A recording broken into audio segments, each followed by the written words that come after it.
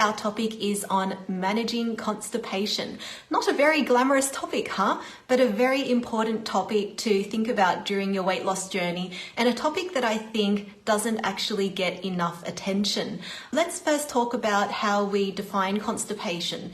Often the very first time that you will think that you're going through constipation is when you pass a very, very hard motion. And so sometimes when I see patients in my clinic, I'll ask them, are you feeling constipated? And they'll say no, because they haven't passed what considered to be a very pebbly or firm motion, but they have been having increasing difficulty passing their motions.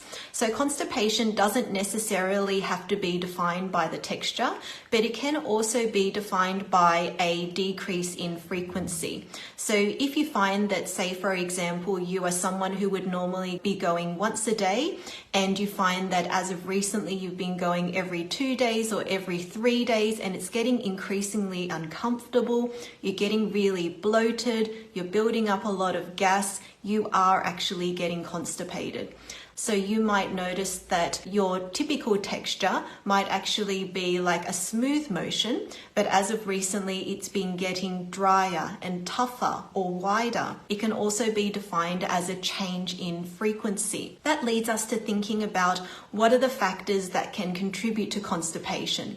Often people will think that it is simply due to you not drinking enough water or not simply having enough fiber. Often the first things that patients would tell me that they have done is they have doubled their fluid intake. So if they were normally having 1 bottle of water a day, then they'll say, look doctor, I tried to increase my fluid intake from 1 bottle of water to 2 bottles of water a day, and yet I'm still very uncomfortable, I'm still very constipated.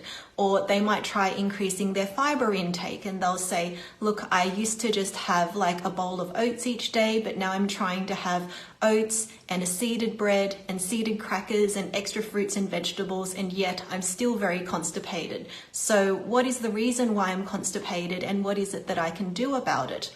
Well, often it's not just about your fluid intake or your fiber intake. It can also be due to other external factors as well, such as the medications that you're taking. That's sometimes why some people don't see the numbers moving on the scales, because despite losing weight while they are taking the weight loss medications, they are still holding on to fecal weight. So once they do actually pass the constipation, then they say to me, oh, I had a big change in my weight over the last couple of weeks, and I also passed my constipation. And it's not a coincidence. It's the fact that you were able to get your bowel function going and you had been holding on to the fecal weight at such a time. There are some other types of medications that can also contribute to constipation. For example, some of the pain relief medications can also slow down your bowel function. So there are certain medical conditions that can also cause a slowdown of your bowel function.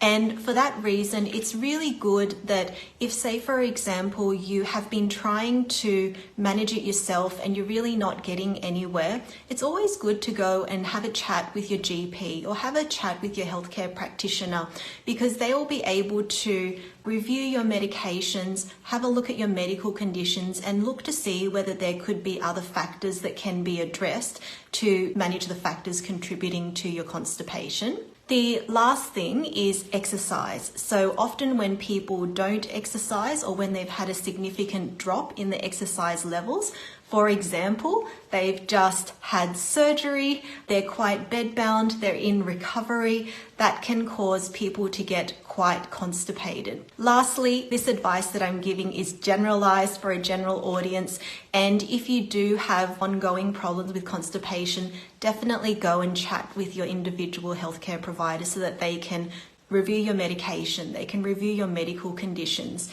and they can look to see if there is anything more serious that is going on as well. Bye everyone.